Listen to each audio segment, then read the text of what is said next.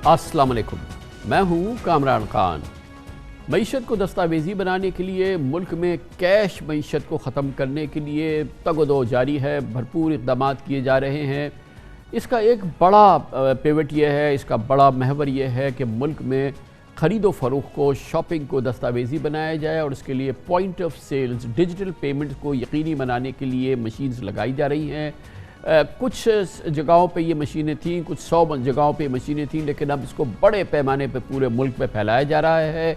In point of sales को introduce कराया जा रहा है और ये रिटेल्स की फ़रोख्त के बड़े निज़ाम को FBR इसके लिए बहुत ही मुस्तैदी से काम कर रही है। इस पॉइंट ऑफ सेल की कनेक्शन होगी, ऑनलाइन मुंसलिक होगा ये FBR के साथ, और इसी को मकबूल बनाने के लिए, इसमें ट्रैक्शन पे, इसमें कशिश पैदा करने के लिए हुकूमत की जानिब से अवाम के लिए एक इनामी स्कीम का भी इनेकाद किया जाएगा। जो लोग इन पॉइंट ऑफ सेल्स के ज़रिए ख़रीदारी करेंगे उनको फिर लॉटरी के ज़रिए उनको इनाम भी मिलेगा। अवाम को रिटेल रिसिप्ट का नंबर FBR को बता के न सिर्फ ये मालूम कर पाएंगे कि उनका दिया गया टैक्स वाकई ख़जाने में जा रहा है या नहीं, बल्कि इनाम की भी हकदार होंगे। वज़ीर ख़जाना शौकत तरीन भी पॉइंट ऑफ सेल्स मशीन के दायरे कार में आइंदा 2 बरस में 5 लाख रिटेलर्स को लाने के पुरज़म हैं। सिर्फ रवा माली साल इस इक़दाम से हुकूमत को 30 अरब रुपए की इजाफी आमदन मिलने का टारगेट मुकर्रर किया गया है। 10,000 सिर्फ हमने इस्तेमाल किए हैं। ये जो हमारे बड़े बड़े रिटेलर्स और दरमियाने रिटेलर्स हैं, इनका तकरीबन 1.5 ट्रिलियन की सेल्स है। अगर हम उसमें से कैप्चर करना शुरू कर देते हैं 500-600 billion every year over next few years, क्योंकि मैं इन सेल्स के जो इस वक्त हमारे पास मार्केट में तकरीबन 60,000 एस्टेब्लिशमेंट्स के पास हैं जुलाई से शुरू करके, हम और जो एस्टेब्लिशमेंट्स हैं उनको POS के नीचे लेके आए, क्योंकि इस वक्त कोई हमारे पास अगर 6 मिलियन एस्टेब्लिशमेंट्स हैं, उससे भी ज्यादा सुना, तो 5 लाख की मैं जो बात कर रहा हूं अगले 2 सालों में, वो तो उसका भी 1/6 हिस्सा हमने उनके पास जाना है, उनको लगा देना है। बात तो सिर्फ है ना कि हमने उनको कनेक्ट तो कर लिया, लेकिन वो सेल कर लेंगे कच्ची पर्ची पे। हमने इनामी एक मुकाबला शुरू कर देना और कंज्यूमर को कहना है कि भाई इनसे पक्की पर्ची लो। पॉइंट ऑफ सेल्स निज़ाम के पहले मरहले में Tier 1 रिटेलर्स को शामिल किया जा रहा है। बजट में सेल्स टैक्स एक्ट में तरमीम करते हुए Tier 1 रिटेलर्स में इन दुकानदारों को भी शामिल कर दिया गया है जिनके पास क्रेडिट या डेबिट कार्ड मशीनें होंगी। हुकाम के मुताबिक FBR बैंकों से इस हवाले से रिटेलर्स का डेटा भी हासिल कर चुका है। इसके अलावा छानबीन के बाद FBR हर माह रिटेलर्स की एक फहरिस्त भी जारी कर रहा है ताकि वो दी गई मुद्दत पे पॉइंट ऑफ सेल्स के निज़ाम में शामिल होते जाएं। इस हवाले से 3 अगस्त को FBR 6,700 से ज़ायद रिटेलर्स की पहली लिस्ट अपनी वेबसाइट पर शाही करेगा। इस पूरे प्लान पर, यानी कि इस पॉइंट ऑफ सेल प्रोजेक्ट पे किस तरह से अमल हो रहा है, ये हम आपको दिखाते हैं अपने नुमाइंदे खुसूसी हम्माद आलम की इस रिपोर्ट में। सुपर स्टोर्स हो, ब्रांडेड लेदर मसनूआत के आउटलेट हो या मलबूसात और सैंडल और ज्वेलरी की चेन ऑफ शॉप्स, अब अक्सर जगहों से ख़रीदारी करने पर आप दुकानदार से मिलने वाली रसीद पर FBR इनवॉइस नंबर भी लिखा देख रहे होंगे। Thank you so much. इसका मतलब ये है कि आप जो सामान खरीद रहे हैं उस पर आयत सेल्स टैक्स से वसूल होने वाली आमदन का बराह रास्त कौमी ख़जाने को भी पता चल रहा है। इस इनवॉइस की तस्दीक आप या तो टैक्स आसान मोबाइल एप्लीकेशन या FBR की वेबसाइट पर पॉइंट ऑफ सेल्स वेरिफिकेशन के लिंक से भी कर सकते हैं। इनामी स्कीम में सारिफ की शमूलियत के लिए FBR जल्द पोर्टल लॉन्च करने जा रहा है। रिटेलर्स के पास जो होता है ना 5 किस्म से स्टॉक्स आते हैं। एक sales tax paid made in Pakistan, एक नॉन सेल्स टैक्स पेड, एक इम्पोर्टेड जिसके ऊपर सेल्स टैक्स लग चुका है, एक होता है अफ़गान ट्रांजिट का माल और एक होता है स्मगल किया हुआ माल। ठीक है, अब ये जो 2 आइटम जो लास्ट में मैंने बताया ना, उसका ना वो पैसे ऑफिशियली देते हैं ना वो ऑफिशियली लेते हैं पैसे। एक दफ़े ये डॉक्यूमेंटेशन की तरफ आ जाएंगे तो जो लोग जिनके पास ब्लैक की इनकम ज़्यादा है और अखराजात ब्लैक में से ज़्यादा कर रहे हैं, वो लोग आहिस्ता आहिस्ता फंसते जाएंगे लोग, तो उनको अपनी आमदनी बढ़ानी पड़ेगी। जब अपनी आमदनी वो बढ़ाएंगे तो इसके मतलब उनको ज़्यादा टैक्स देना पड़ेगा। पॉइंट ऑफ सेल्स का निज़ाम लाने की बातें 2015 में शुरू हुई, लेकिन पिछली हुकूमत ने रिटेलर्स के दबाव और सियासी बिना पर इस फैसले पर अमल दरामद मौखर कर दिया। ताहम मौजूदा दौरे हुकूमत में इस मंसूबे पर अमल दरामद यकीनी बनाया जा रहा है। ये निज़ाम चूँकि इब्तदाई मराहिल में है, इसलिए रिटेलर्स को इस हवाले से कुछ तहफ़्फ़ुज़ात भी हैं। एक बिज़नेस ने सोचा कि मैं आज अगर 20 दुकानें हैं तो मुझे 22-23 दुकानें खोलनी हैं, तो दो दुकानें की आपने सिस्टम में जनरेट कर दी FBR के साथ। تو جب آپ نے جنریٹ کی تو آپ نے ایف بی آر کو بتا دیا کہ ہم نے 2 دکانیں کھولنی ہیں، لیکن کھولنے سے پہلے ہی نوٹس آ جاتا ہے کہ جی یہ آپ 10-10 لاکھ روپے جمع کرائیں. آپ کا مقصد یہ ہے کہ آپ اس کا ٹرن اوور چیک کریں یا آپ جو ہے اس کا آپ کو سورس آف انکم پتہ چلے. ہمارے یہاں لوگوں کا ٹرن اوور تو بہت ہے لیکن پروفٹ اور مارجن نہیں ہے. ہمارے یہاں جو مڈ لیول کا ڈسٹریبیوٹر ہے یا مڈ لیول کا ہول سیلر ہے وہ اس وقت ٹیکس نیٹ میں موجود نہیں، تو وہاں پہ آپ کی ٹیکس کی چین بریک ہو جاتی ہے. دوسری جانب ایف بی آر کا کہنا ہے کہ چونکہ پوائنٹ آف سیلز سسٹم ابتدائی سٹیج میں ہے اس لیے اس میں بہتری کی گنجائش ہے. البتہ تاجروں کی جانب سے ہراسانی کی شکایت کے ازالے کے لیے کوشش کی گئی ہے کہ تمام معاملات آن لائن دیکھے جائیں اور ایف بی آر کے اہلکار کا تاجروں سے کم کانٹیکٹ ہو، حتیٰ کہ یہ چیک کرنے کے لیے کہ پوائنٹ آف سیلز کے نظام میں شامل ریٹیلر کہیں ڈنڈی تو نہیں مار رہا. اس سلسلے میں مسٹری شاپنگ کے لیے بھی تھرڈ پارٹی سے مدد لی جائے گی جن کے سروے کرنے والے اہلکاروں کا ایف بی آر کو بھی علم نہیں ہوگا. جیسے جیسے ایف بی آر کے پاس ٹیئر 1 کے اہل ریٹیلرز کی معلومات اکٹھی ہوتی جا رہی ہیں، ویسے ویسے ہر ماہ کی 5 تاریخ کو نئے ریٹیلرز کی فہرست کا اجرا ٹیکس جمع کرنے والے ادارے نے کرنا شروع کر دیا ہے، جنہیں مہینے کی 10 تاریخ تک سسٹم سے منسلک کرنے کا پابند کر دیا گیا ہے.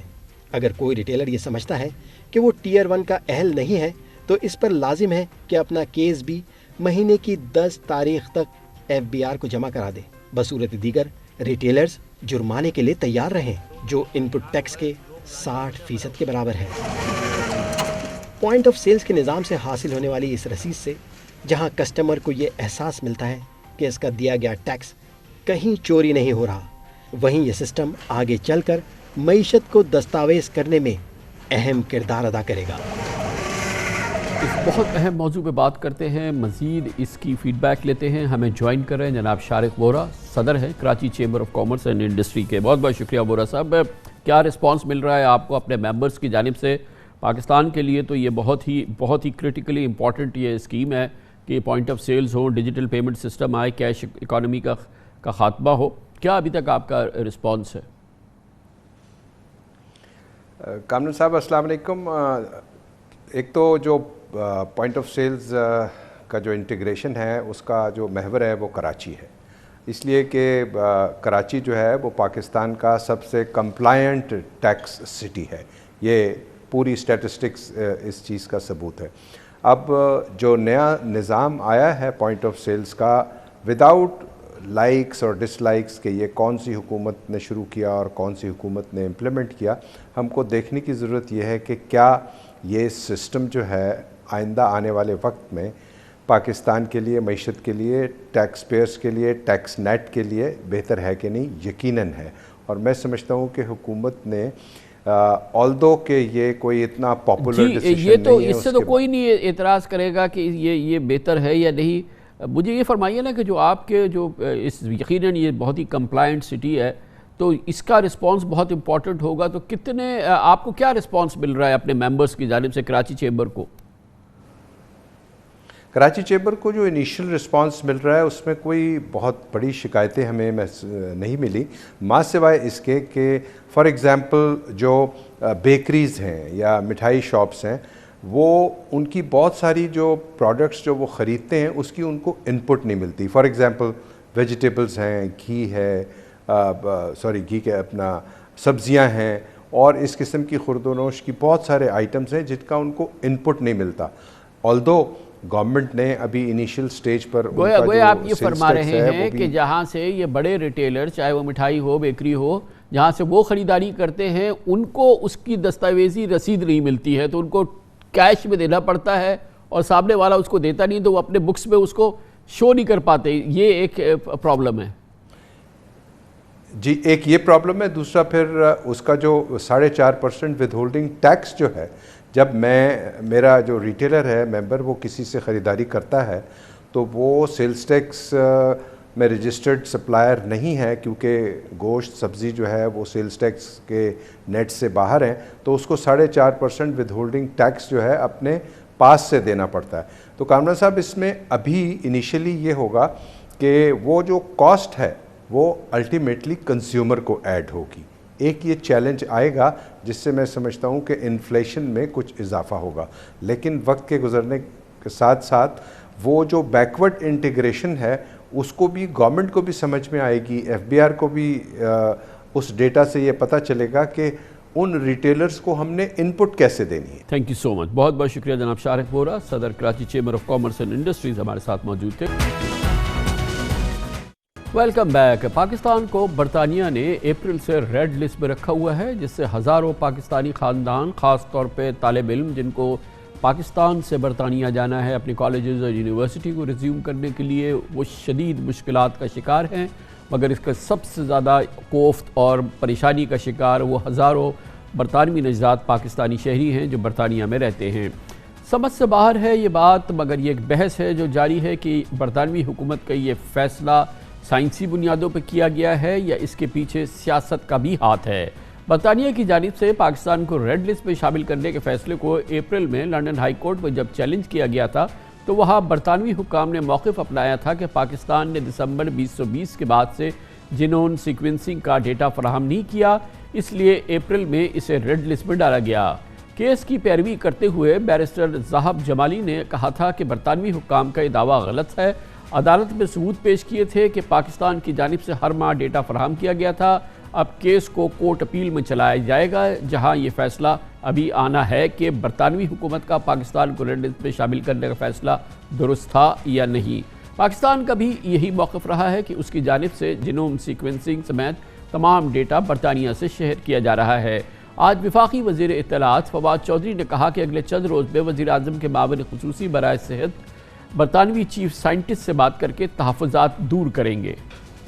جو ریڈ لسٹ ہے اس وقت یو کے کی, اس کے اوپر وزیر اعظم صاحب نے بات کی پرائم منسٹر جانسن صاحب سے, اور یو کے کی جو حکومت ہے ان کا یہ ماننا تھا کہ پاکستان کے اندر جو ٹیسٹنگ کا میکانزم ہے اس کے اوپر بات چیت کرنے کی ضرورت ہے.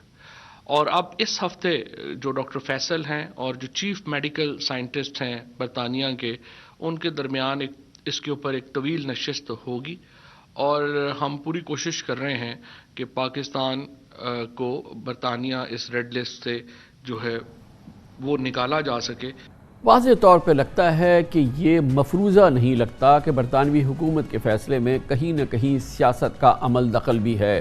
کل بھی ہمارے پروگرام میں لیبر پارٹی سے تعلق رکھنے والی پاکستانی نژاد ممبر پارلیمنٹ ناز شاہ نے برطانوی حکومت کے فیصلے کو سراسر غلط اور سیاست پر مبنی قرار دیا تھا. کس بنیاد پر پاکستان کو رکھا جا رہا ہے ریڈ لسٹ پر؟ پاکستان سے کوئی ویرینٹ کبھی آیا نہیں ہے. اگر جینوم سیکوینسنگ کا یہ مسئلہ ہے, وہی اپلیکیشن اور ملکوں کیوں نہیں اپلائی کیا جاتا ہے؟ ہمارا ملک برطانیہ جو پوری دنیا سے آگے ہے جینوم سیکوینسنگ پر, تو وہ خود کیوں نہیں کر رہے جینوم سیکوینسنگ جو اتنے ہمارے پاکستانی آ رہے ہیں وہاں سے؟ تو یہ بہانوں کی بات ہے, یہ پالیٹکس کی بات ہے, اور ہماری گورنمنٹ پالیٹکس کھیل رہی ہے. برٹن کی گورنمنٹ کے لیے یہ ایک بہت شرمندگی کی بات ہے جو پاکستان کو ریڈ لسٹ پر رکھا گیا ہے. جیسے کہ برطانوی رکن پارلیمنٹ ناز شاہ کہہ رہی تھی, حقائق بھی نشاندہی کر رہے ہیں کہ ریڈ لسٹ کے معاملے پہ برطانوی حکومت کا رویہ بھارت سے کچھ اور ہے اور پاکستان سے کچھ اور. تقریباً 2 ہفتے قبل برطانیہ نے ریڈ لسٹ کا فیصلہ ری وزٹ کیا اور بھارت کو اس لسٹ سے نکال کر ایمبر لسٹ میں شامل کر دیا. اب بھارت سے برطانیہ پہنچنے والے افراد کو ہوٹل کے بجائے کسی گھر یا ہاسٹل میں کوارنٹین کرنا پڑتا ہے, جبکہ پاکستان سے وہاں پہنچنے والوں کو 10 دن کوارنٹین کرنا ہوتا ہے, جس کا خرچہ پاکستانی روپوں میں تقریباً 5.5 لاکھ روپے کے قریب بنتا ہے. اس پورے معاملے کو, پاکستانی نژاد خاندانوں کو, پاکستانی طالب علموں کے اس مسئلے کو اور اس الزام کو کہ پاکستان کے ساتھ سیاست کی جا رہی ہے, برطانیہ کی ریڈ لسٹ کا فیصلہ پاکستان کے حوالے سے میرٹ پہ نہیں ہے, بھرپور انداز میں چیلنج کیا. برطانوی ہائی کورٹ میں, لنڈن ہائی کورٹ میں بہت ہی ہونہار لائر ہیں برطانیہ میں, برطانوی قوانین اور امیگریشن قوانین کے بیرسٹر ذہب جمالی نے. بیرسٹر صاحب ہمارے ساتھ موجود ہیں. بہت بہت شکریہ بیرسٹر ذہب جمالی صاحب. یہ فرمائیے گا کہ آپ کی کیس کی کہ یہ ریڈ لسٹ پہ جو پاکستان کو کیا گیا یہ غیر منصفانہ فیصلہ تھا, یہ میرٹ کے بیس پہ نہیں تھا, اس کی بنیاد کیا تھی, اس کی آپ کے مین آرگیومنٹ کیا ہیں اس کو ثابت کرنے کے لیے؟ بسم اللہ الرحمن الرحیم. بہت شکریہ کامران خان صاحب مجھے اپنے شو پہ ٹائم دینے کا. اس کا شارٹ آنسر یہ ہے کہ گورنمنٹ نے ہائی کورٹ کے اندر جو جواب داخل کیا ہے وہ ان کی لیگل پوزیشن ہے, اس میں انہوں نے 2 ریزنز دیے تھے. ایک تو یہ کہ پاکستان سے سب سے زیادہ لوگ یو کے آ رہے تھے.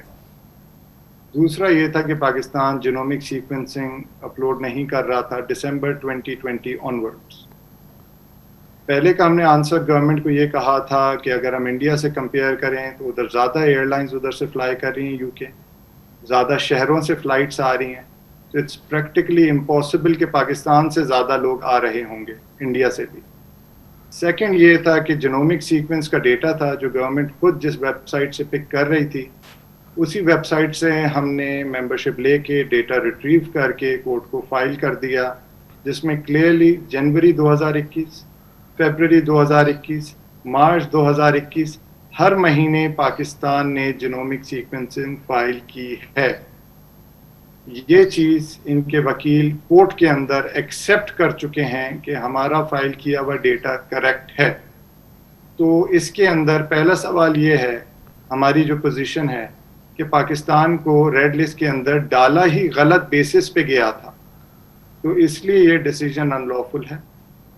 دوسری چیز جس پہ مطلب کیا کہہ سکتے ہیں کہ انڈین ویریئنٹ کی وجہ سے یو کے میں کیسز اب بڑھے, اس کی وجہ سے اب یو کے کی گورنمنٹ زیادہ کوشیس ہو رہی ہے اور انڈیا کو ریڈ لسٹ سے نکال دیا ہے. جہاں سے ویریئنٹ آئے ہیں پاکستان کو ریڈ لسٹ پہ مینٹین کر رہے ہیں جہاں ویریئنٹ اوریجنیٹ نہیں کیا ہے. اچھا بیر صاحب, اس میں پہلی چیز تو یہ بھی ہے جو کہ آپ کے آرگومنٹس میں نے دیکھا کہ جب پاکستان کو ریڈ لسٹ کیا تھا تو اس وقت بھی جبکہ انڈیا میں پیک پہ تھی یہ پوری وبا جو وہاں کی کیفیت تھی اور لاکھوں کیسز ڈیلی ہو رہے تھے, ہزاروں اموات ہو رہی تھی, مگر پھر بھی انڈیا کو ریڈ لسٹ پہ نہیں ڈالا گیا تھا.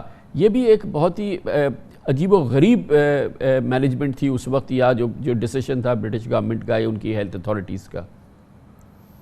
بالکل یہی ایکشنز ہیں جو انڈیکیٹ کر رہے ہیں اسٹرانگلی کہ اس کی بیسز لیگل تو نہیں ہو سکتی یا فیکچول, کیونکہ جینومک سیکوینسنگ اگر پاکستان فائل کر رہا تھا تو گورنمنٹ نے جو آفیشیل پوزیشن لی ہے کورٹ کے اندر وہ فیکچولی انکریکٹ ہے, آرگیبلی مس لیڈنگ ہے, اور یہی ہم نے کورٹ میں پلیڈ کیا ہے.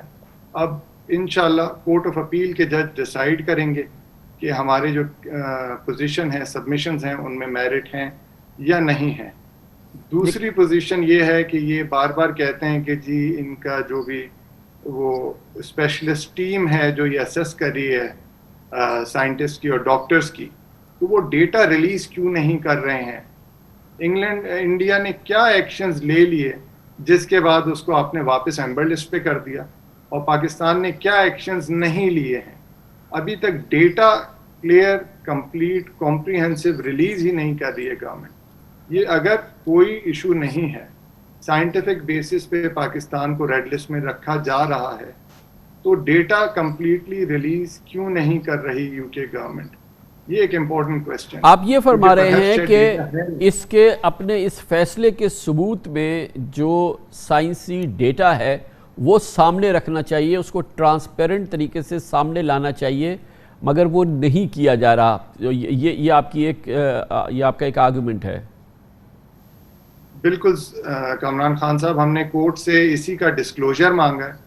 کون اسپیسیفکلی ڈیسیجن لے رہا ہے, کب کب ڈیسیجن لیے جا رہے ہیں, کتنا ریگولرلی ریویو کر رہے ہیں, اور کیا ڈیٹا ہے. ڈیٹا تو دکھائیں. ہو سکتا ہے ڈیٹا دیکھ کے پاکستانی گورنمنٹ بولے کہ ٹھیک ہے جی ہم نے کچھ کرائٹیریا میٹ نہیں کیا تھا, ہم آپ کر لیتے ہیں, یا دیکھ لیں کہ انڈیا فار ایگزامپل یا کوئی اور کنٹری کیا کرائٹیریا میٹ کر رہی ہے جس کی بیسس پہ اس کو ریڈ لسٹ سے نکال کے ایمبر لسٹ پہ موو کر دیا.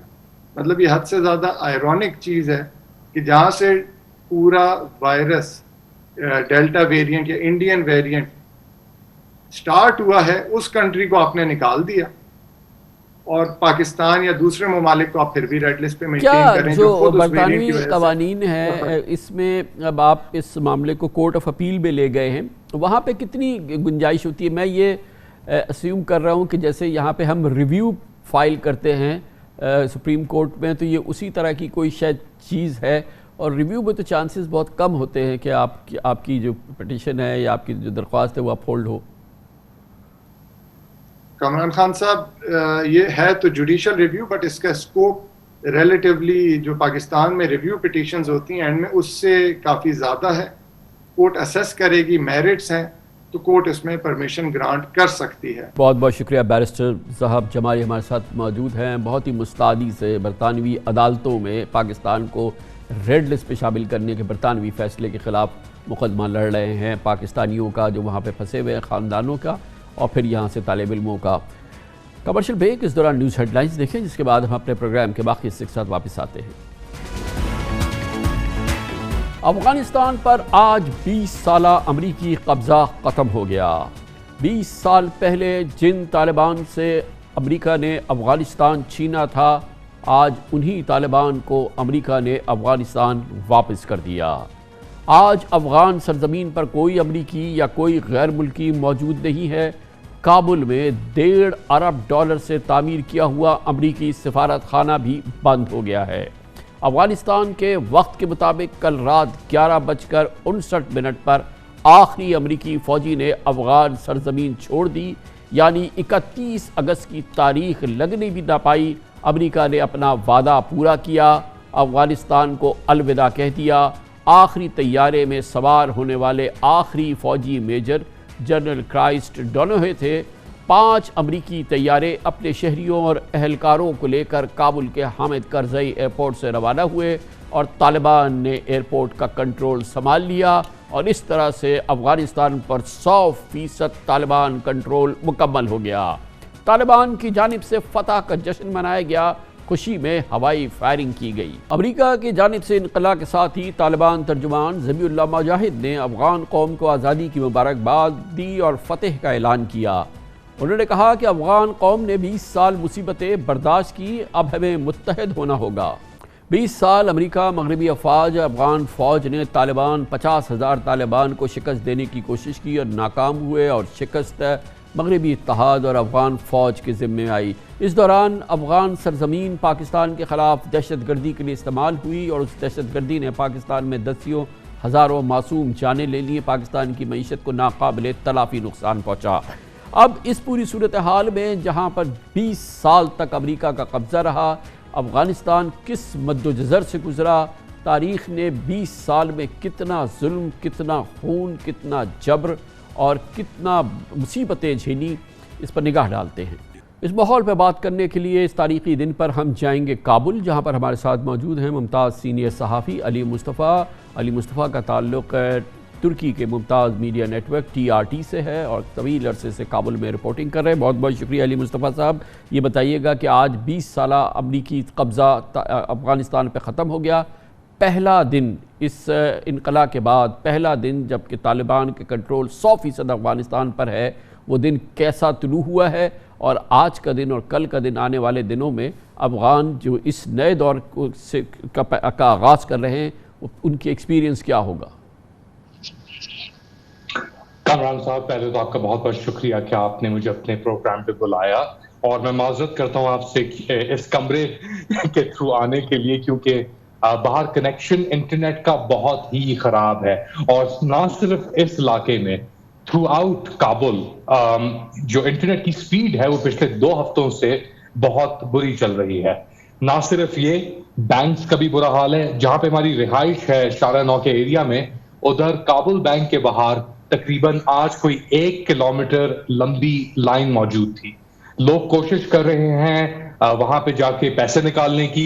एक लिमिट है कितने पैसे वो एक वक्त में निकाल सकते हैं, तकरीबन $200 या 20,000 अफगानी।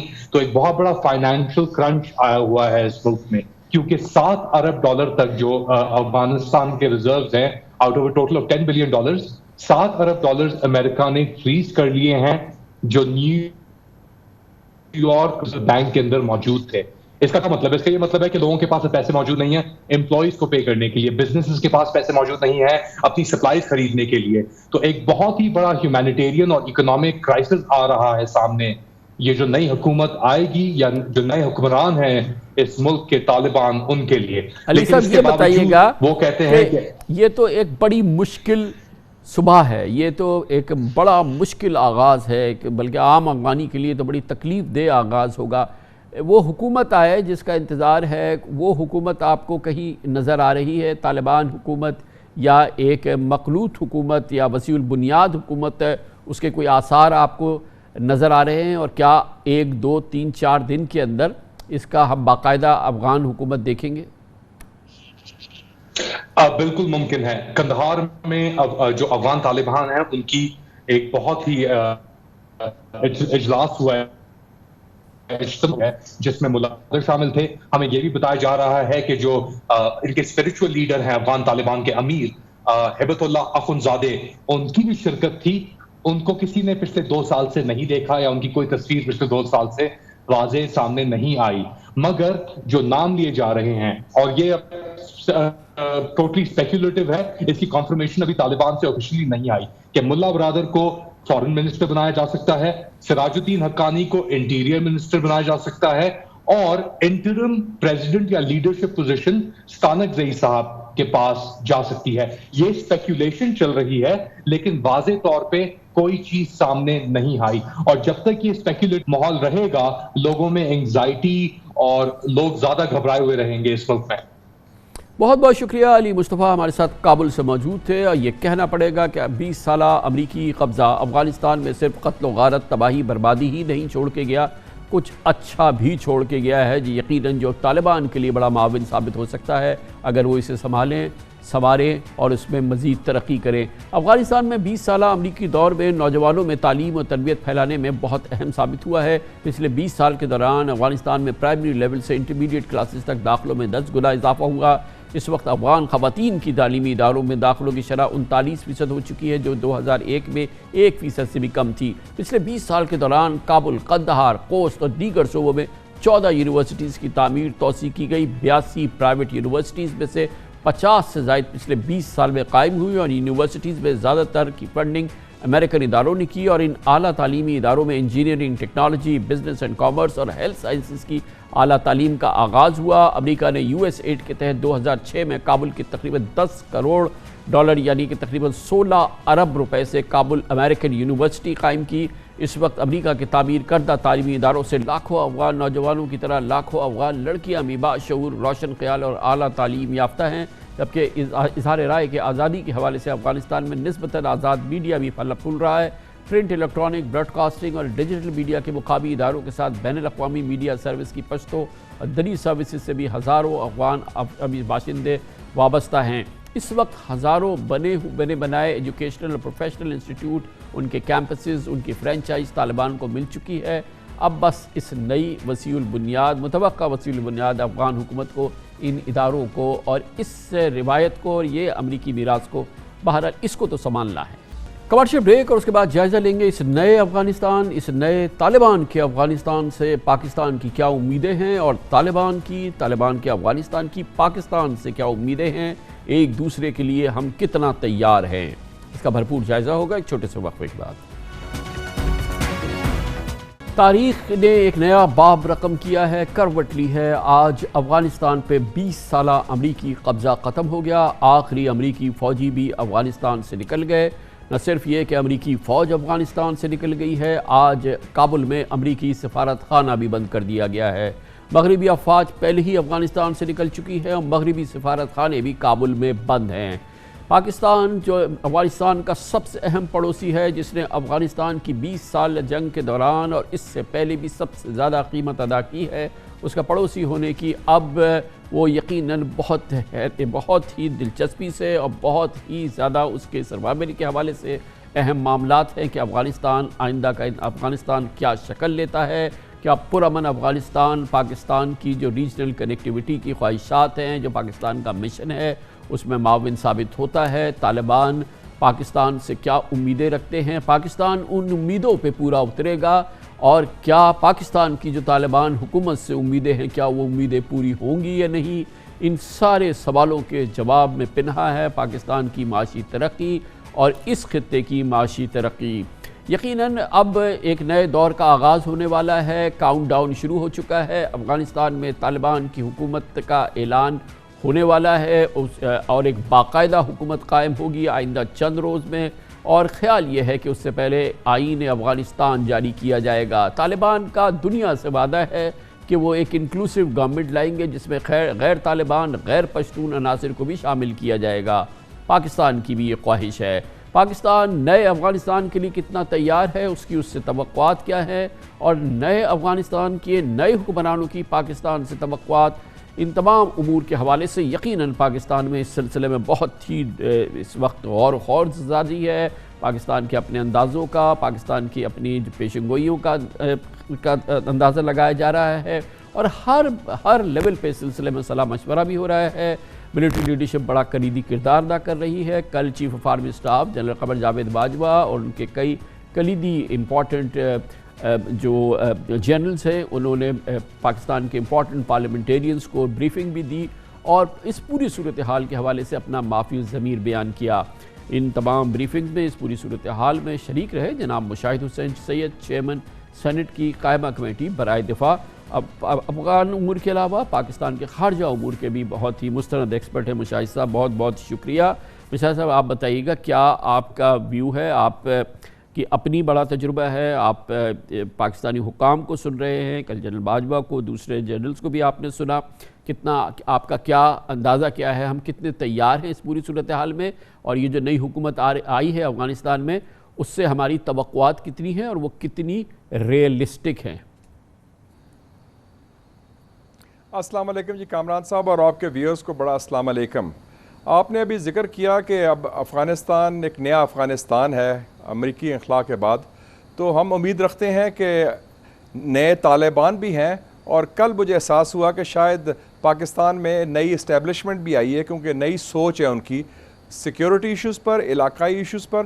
ماضی کے برعکس جو 25 سال پہلے ایک اسٹیبلشمنٹ تھی جو ذرا زیادہ آئیڈیولوجیکل تھی، جو زیادہ ریجڈ تھی، جو ٹرائمفلس تھی افغان جہاد کے بعد، ان کا خیال تھا کہ ہم گو اٹ الون کریں گے، اب ہمارے لوگوں نے بھی سبق سیکھے ہیں، اور کل کی جو بریفنگ تھی بڑی حوصلہ افزا تھی اس حوالے سے کہ ایک اسٹریٹجک کلیئرٹی ہے ہماری ملٹری ہائی کمانڈ میں، اور ایک اسٹریٹجک شفٹ بھی ہے کہ ماضی کی غلطیاں نہیں ہم دہرا رہے، اور ہمارے توقعات بھی کافی ہیں، ان کے بھی بہت ہیں۔ ہماری بیسک توقعات 2-3 ہیں کہ افغانستان کی سالمیت اور وحدت اس کو مضبوط کیا جائے، افغانستان میں وسیع البنیاد انکلوسیو براڈ بیسڈ گورنمنٹ اتفاق رائے سے قائم ہو، اور سب سے بڑی بات جو ریڈ لائن ہے ہمارے لیے کہ افغانستان کی سرزمین کسی ہمسائے یا کسی اور ملک کے خلاف دہشت گردی کے لیے نہ استعمال ہو۔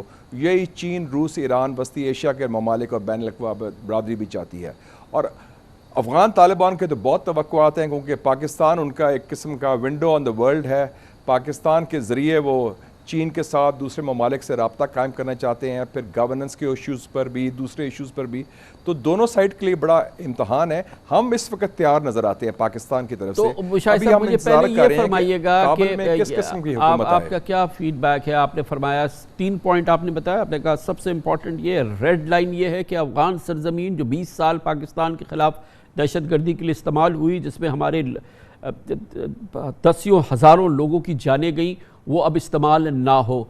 ابھی ہم نے دیکھا پچھلے 15 دن میں تو ایسا نہیں ہوا، لیکن اس وقت تک ایک مکمل افغان حکومت نہیں بنی، بلکہ تیزی آئی ہے ہم پر حملوں میں، اور ہم پر نہ صرف حملے ہوئے ہیں بلکہ اکراس دا بارڈر بھی ہم پر جو ہے فائرنگ ہوئی ہے۔ یہ جو پچھلے 15 دن گزرے ہیں یہ تو بہت ہی تشویشناک صورتحال رہی ہے۔ کیا آپ کا فیڈ بیک ہے کل کی بریفنگ میں، اور ویسے آپ کو کیا اندازہ ہوا کہ یہ کیا ہوا ہے پچھلے 15 دنوں میں، اور کیا یہ سلسلہ چلے گا، اور ایسا کیوں ہوا ہے؟ دیکھیں جی کامران صاحب، 2 پہلو ہے اس کے۔ ایک تو پہلو تھا بیرونی مداخلت کا جو ہندوستان کے ذریعے را کے ذریعے ہو رہی تھی افغانستان کے اندر، اور خاص طور پہ جو افغانستان انٹیلیجنس آرگنائزیشن تھی NDS national directorate of security, وہ تو را کی ذیلی تنظیم تھی، خیر وہ تو بھارتی اڈا تو ختم ہو گیا، NDS بھی ختم ہو گیا۔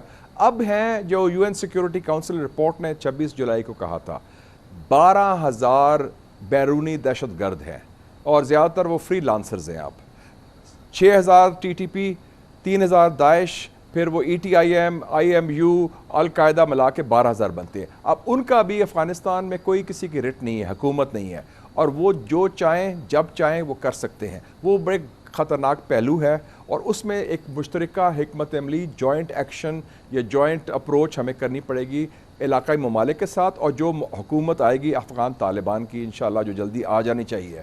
تو اس حوالے سے طالبان نے تو وعدہ کیا ہے، انہوں نے کچھ تجاویز بھی دی ہیں، TTP کے حوالے سے کچھ گفتگو یہ بھی ہو رہی ہے کہ عام معافی کی بات کی جائے، کیونکہ کچھ لوگوں کی فیملیز بھی ادھر ہیں، شادیاں بھی انہوں نے افغان لڑکیوں سے کی ہیں۔ تو اگر وہ آنا چاہتے ہیں واپس گھر واپسی کا ہے ان کا پروگرام، تو ایک تو ہتھیار پھینکنے پڑیں گے، lay down the arms, accept the law and constitution of Pakistan, اور پھر ہی under new rules of the game وہ ہو سکتا ہے ایک گرینڈ ایمنسٹی یا جنرل ایمنسٹی. تو ابھی کئی آپشنز کی طرف بات ہو رہی ہے. اٹس اے فلوئڈ سچویشن، ابھی حالات دیکھ رہے ہیں، لیکن طالبان کو پاکستان نے واضح طور پر کنوے کر لیا ہے کہ یہ ہماری ریڈ لائنز ہے اور یہ تو مشاہد صاحب یہ فرمائیے گا کہ آپ کو علم ہے کہ جو ہمارا پروجیکشنز تھی 15 اگست سے پہلے، جو کہ تمام بریفنگز میں نظر آتی تھی، کہ ہمارا خدشہ یہ تھا کہ ایک بڑی سول وار ہونے والی ہے وہاں پہ، بہت ہی قتل و غارت ہوگا جب امریکہ وہاں سے نکلے گا، ہمارے پر ایک یلغار ہوگی مہاجرین کی، ریفیوجیز ایک بار پھر آئیں گے، اور بہت ہی کیوٹک ہم لوگ فیئر کر رہے تھے سچویشن، اور وہ کچھ نہیں ہوا ہے، وہ اس طرح کی کوئی صورتحال پیدا نہیں ہوئی ہے. Are we really pleasantly surprised, اور ہم اس پہ بلڈ کرنے جا رہے ہیں؟ جی یہ ضرور خوشگوار حیرت ہوئی، کیونکہ جو ورسٹ کے سناریو تھا اس میں یہی تھا کہ ایک تقسیم ہے، 3.5 لاکھ کی افغان فوج ہے. وہ تو اب افغانستان پیپرز جو چھپی کتاب اس میں شو ہوا کہ وہ ایکچول فوج تو 1,20,000 کی، باقی تو گوسٹ فوج تھی. وہ افغان جنرل اور آفیسرز پیسہ کھا رہے تھے اور وہ فراڈ سی آرگنائزیشن بنائی تھی، انہوں نے وہ ایکسپوز کر دیا. لیکن اصل بات یہ ہے کہ جو ابھی تک اس طرح مزاحمت نہیں ہوئی، اس طرح خانہ جنگی نہیں ہوئی، اس طرح وہ تقسیم نہیں ہوئی کہ جس کے نتیجے میں خون خریزی ہو اور جس کے نتیجے میں پناہ گزیر آئیں. تو سو فار سو گڈ. اور اس میں افغانستان میں جو افغان طالبان ہیں ان کی جو سوچ بھی ہے یا ان کے اقدامات بھی ہیں، انہوں نے جو کام عام معافی کی بات کی، انسانی حقوق کی بات کی، خواتین کے حقوق کی بات کی، میڈیا کے حقوق کی بات کی، اور انہوں نے یہ بھی کہا کہ جو جانا چاہے جا سکتا ہے، جو رہنا چاہے رہ جائے. تو ان کے رویے میں بھی اب تک یا ان کے اقدامات یا ان کے جو اناؤنسمنٹس آئی ہیں اس میں ایک مثبت تبدیلی ہے ماضی کے برعکس، جب وہ بہت رجڈ تھے اور بڑے انتہا پسندانہ سوچ تھی. تو اب دیکھتے ہیں کہ پریکٹس کیا ہوتا ہے. تو سر یہ فرمائیے گا کہ کیا ہمارا ویو ہے، یہ وقت آ رہا ہے، یہ حکومت کب فارمیشن ہوگی؟ ابھی بھی جو ان کی لیڈرشپ ہے وہ ابھی بھی بالکل ایک بہت ہی ویل نون نہیں ہے، ہمیں نہیں پتہ ہے. اور پھر جو کی لیڈر ہے ہیبت اللہ خنزادہ، وہ نظر ہی نہیں آ رہے ہیں، وہ مسنگ ہیں یا واٹ ایور. تو یہ ابھی یہ جو ڈائنامکس ہیں یہ کیسے ابھی انفولڈ ہوں گی، اور پھر یہ حکومت بننی ہے، اس پہ ہماری کیا سوچ ہے، ہماری کیا معلومات ہے؟ دیکھیں جی، وہ ہیبت اللہ تو ایک قسم کا روحانی ان کا لیڈر بنا ہوا ہے نا قندھار میں، لیکن جو انتظامی ڈھانچہ ہے اس میں تو کافی ان کے تجربہ کار لوگ اب آ گئے ہیں. وہ میڈیا کے ساتھ بھی انٹریکٹ کر رہے ہیں. وہی ڈیلیگیشن ہے جو ماسکو بھی گیا ہے، جو ایران بھی گیا ہے، چین بھی گیا ہے، اور وہی لوگ ہیں جنہوں نے امریکہ سے مذاکرات بھی کیے ہیں. انہوں نے 1.5 سال امریکہ سے مذاکرات کیے ہیں، انہوں نے بات چیت بھی کی ہے، انہوں نے ایگریمنٹ سائن بھی کیا ہے. اور جو ایگریمنٹ سائن کیا تھا انہوں نے کہا تھا کہ ہم امریکہ کا جو انخلا ہوگا اس کو ہم تحفظ بھی دیں گے، پروٹیکشن دیں گے، اور انہوں نے وعدے پورے کیے امریکنوں کے ساتھ. تو امریکہ کے ساتھ بھی میں سمجھتا ہوں ان کی انگیجمنٹ ہے. آفٹر آل CIA چیف یا اسلام آباد آیا پچھلے مہینے اس خطے میں، یا وہ کابل گیا ہے اور اس نے بھی افغان طالبان کے ساتھ مذاکرات کیے ہیں. تو ٹیم ایکسپیرینسڈ ہے، لیکن حکومت چلانے کے لیے یہ کافی نہیں.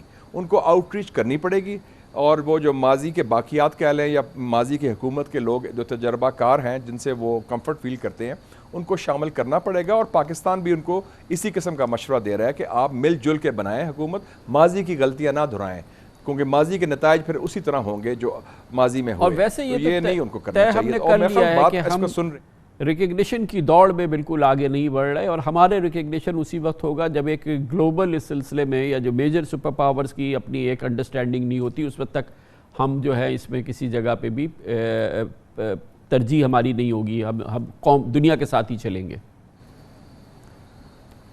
یہ بالکل صحیح فیصلہ ہے، اور یہ کنسنسس کا فیصلہ ہمارے سسٹم کے اندر کہ ہم پہل نہیں کریں گے اور ہم اتفاق رائے قائم کریں گے، پہلے اس ریجن میں اور پھر انٹرنیشنلی. اور ریکگنیشن تو ہوگی، it's the question of when if not if, لیکن اس کا ٹائمنگ صحیح ہونا چاہیے. اور اس میں افغانستان کے اندر بھی ایک ڈھانچہ ہونا چاہیے. جو فارن منسٹر ہو، پرائم منسٹر جو بھی ہو، یا اور منسٹرز ہوں، پھر بات ہوگی. تو اس لیے ہم ٹھیک پھونک کے قدم لے رہے ہیں، اور ماضی کی غلطیاں جیسے میں نے کہا تھا وہ دہرا نہیں رہے. تھینک یو سو مچ سر، بہت بہت شکریہ. جناب مشاہد حسین سید ہمارے ساتھ موجود تھے اس تاریخی دن پر، تاریخ کے اس کروٹ پر. اب ہمیں امریکہ کی بھی خبر لینی ہے. امریکہ جائیں گے واشنگٹن DC میں، جہاں پر تھنک ٹینک بروکنگز انسٹیٹیوٹ سے ہمارے ساتھ ڈاکٹر مدیحہ افضل ہوں گی کہ امریکہ آج کس جگہ کھڑا ہے.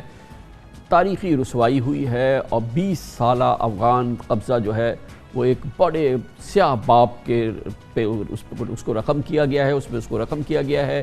یقیناً یہ امریکہ کے لیے ایک بہت بڑا ڈباکل ہے. وہاں پر اس سلسلے میں کیا باتیں ہو رہی ہیں، کیا سوچ ہے، یہ بتائیں گے آپ کو چھوٹے سے وقفے کے بعد.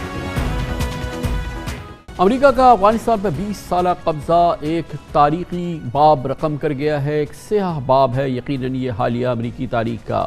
امریکی رائے عامہ کی اکثریت افغانستان سے انخلا کی حمایت کر رہی تھی، لیکن اب دنیا بھر میں اور امریکی عوام سمیت اس پورے معاملے پر امریکی صدر بائیڈن کو اور ان کی انتظامیہ کو نشانہ بنا رہے ہیں. انخلا سے قبل بظاہر امریکہ نے ناکامی کا ملبہ افغان فورسز پر ڈالنے کی کوشش کی، لیکن یہ سوال برقرار ہے کہ دنیا کا سب سے طاقتور ملک جس کے پاس جدید ترین فوج، ٹیکنالوجی، ایئر فورس تھی اور اس کے ساتھ مغرب کی پوری فوجی قوت شامل تھی، وہ طالبان کو شکست کیوں نہیں دے سکا اور آخر 50,000 طالبان نے پوری مغربی افواج کو اور امریکہ کو ششدر کیسے کر دیا. دوسری جنگ عظیم کے بعد امریکہ نے 5 بڑی جنگیں لڑی ہیں، جن میں کوریا، ویتنام، خلیجی جنگ، عراق اور افغانستان شامل ہیں.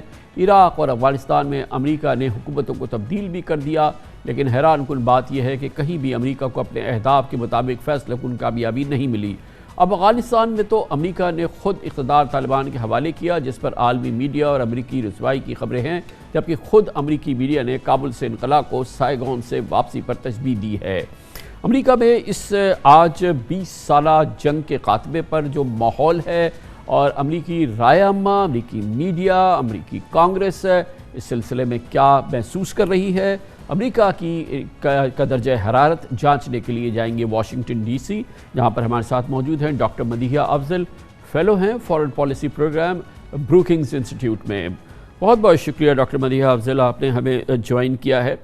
مجموعی طور پہ یہ لگتا ہے کہ گو کہ تو یہ 4 امریکی صدارتی ٹرمز کی کہانی ہے، صدر بش سے شروع ہو کے اور اب یہ صدر بائیڈن پہ ختم ہوئی ہے، لیکن لگ یہ رہا ہے کہ اس کا سارا بوجھ، اس کا سارا ملبہ، اس حوالے سے جتنی بھی تنقید ہے وہ سب بائیڈن انتظامیہ پہ آ کے گری ہے اکراس دا بورڈ، بلکہ پوری دنیا میں اس حوالے سے آخری دنوں کی جو فیصلے ہیں صدر بائیڈن کے، اس کو بہت بہت شدید تنقید کا نشانہ بنایا جا رہا ہے.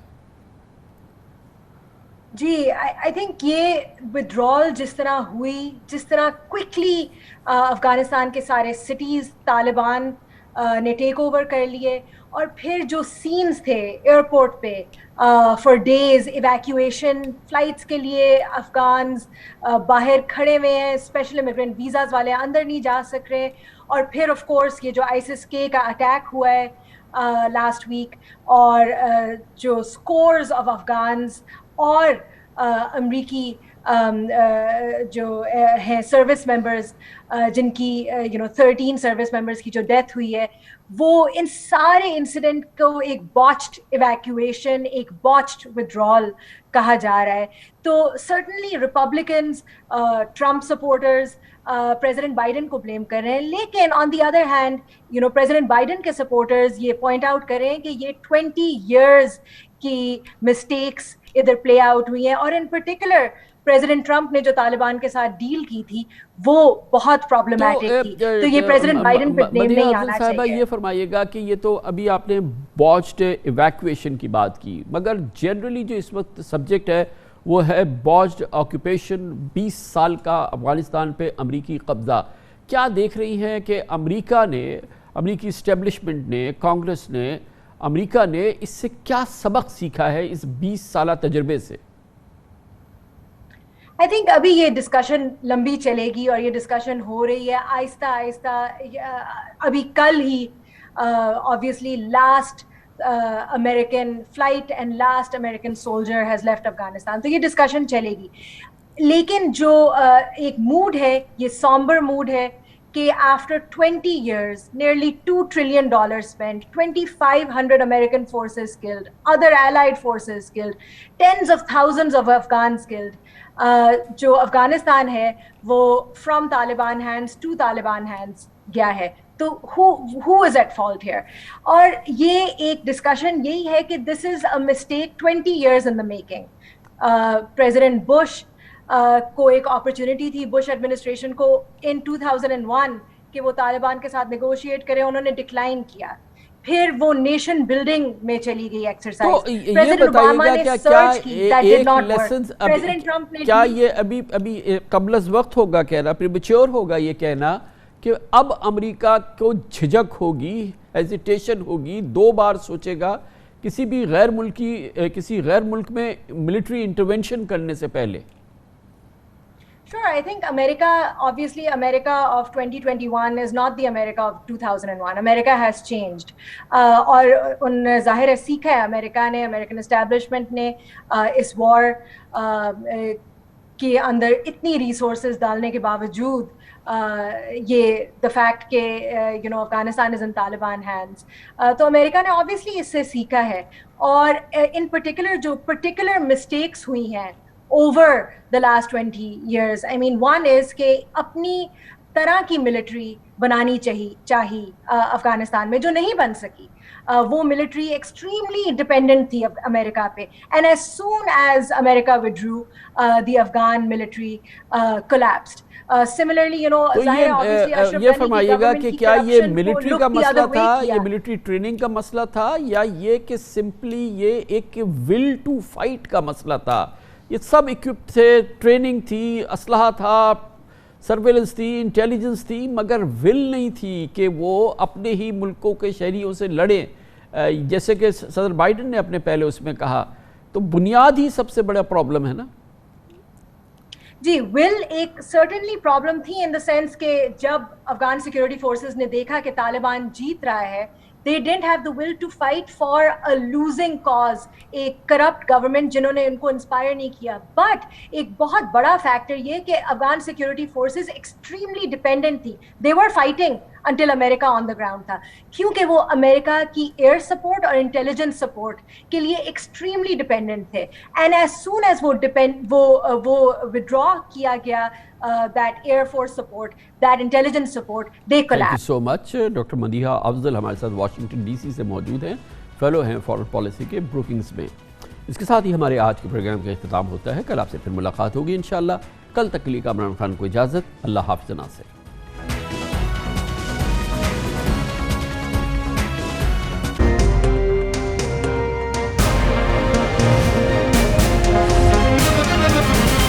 دنیا خبر کی دنیا